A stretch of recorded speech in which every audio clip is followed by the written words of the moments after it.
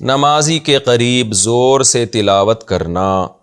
اگر کوئی شخص گھر میں یا مسجد میں نماز پڑھ رہا ہو تو کیا کوئی دوسرا بندہ اس کے ساتھ بیٹھ کر قرآن پاک کی تلاوت کر سکتا ہے یا نعت پڑھ سکتا ہے اونچی آواز میں؟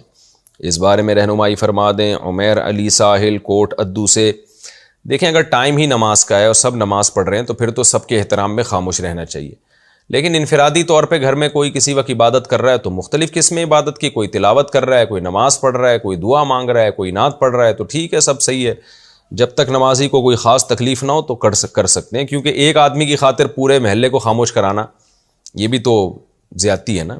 اب وہ کوئی صوفی صاحب ہے، پڑھتے ہی چلے جا رہے ہیں نماز، وہ تو یہ تو نہیں کہ وہ سارے کیپ سائلنٹ کا آرڈر سب کو دیا جائے گا۔ تو گھروں میں تو اتنا نہیں ہوتا، نماز بھی چل رہی ہوتی ہے، بچے شور بھی کر رہے ہوتے ہیں، تو نمازی کو چاہیے بس اسی شور میں ہی اللہ سے دل لگائے وہ۔